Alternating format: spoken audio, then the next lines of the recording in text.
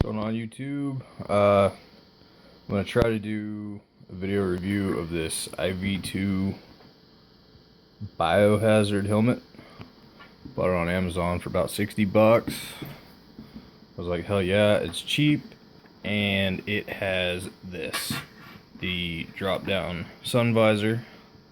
I was like, the main selling point for me is the sun visor. But I mean, it's pretty handy. You don't have to change out your face shields if you did that before for daytime and nighttime, which I used to do driving to work, because I'd go to work when it was light and come home when it wasn't. It was a real pain, especially on a speed and strength helmet, which is my other helmet. But this Biohazard helmet, you know, it's alright. I'm just gonna say that it's alright. It looks really cool. That graphic that's not a sticker, that is straight graphic. That's not going to come off, it's not going to peel, chip, or fade. I mean, you can see little lines where, like around the edge of the graphic, but that's not really a seam, it's just raised right there.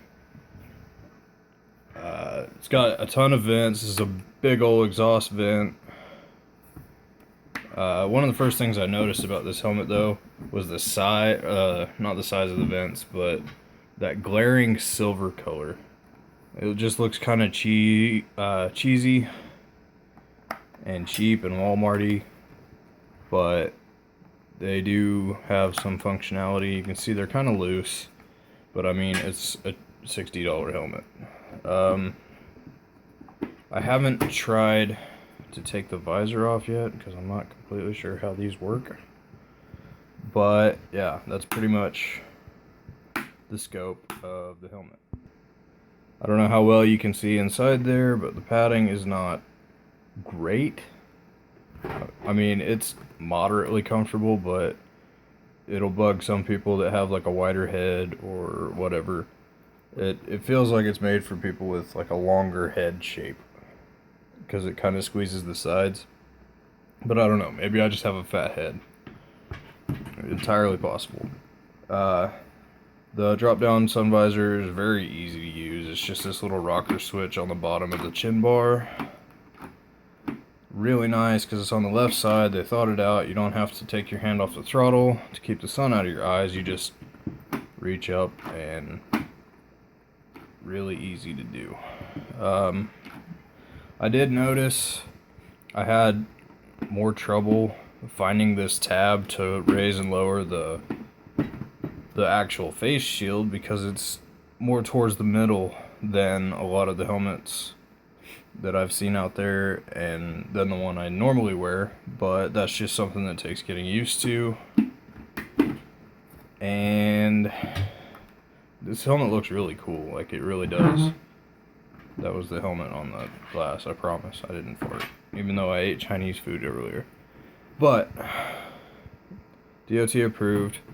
IV2 is the brand. The Biohazard, the black and green just looks really good, and it'll match some bikes. I imagine probably mostly Gixxers, but you know, to each their own. But yeah, riding around with it today, I did notice it lets a lot of air through, like a lot. I closed all the vents up. I think all those are still closed. Yeah, but even with all the vents closed, it was really loud and letting a lot of air in, and it was about 50 degrees while I was out riding, so it wasn't very warm.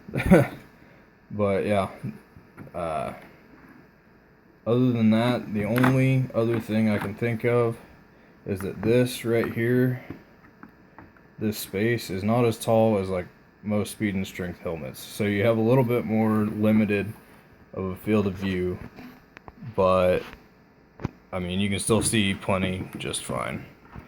I've also got an Amazon review on this helmet, but there's tons of reviews on these because they're so cheap. A lot of people buy them, and you know, a cheap, good helmet. That's about it. Thanks, guys.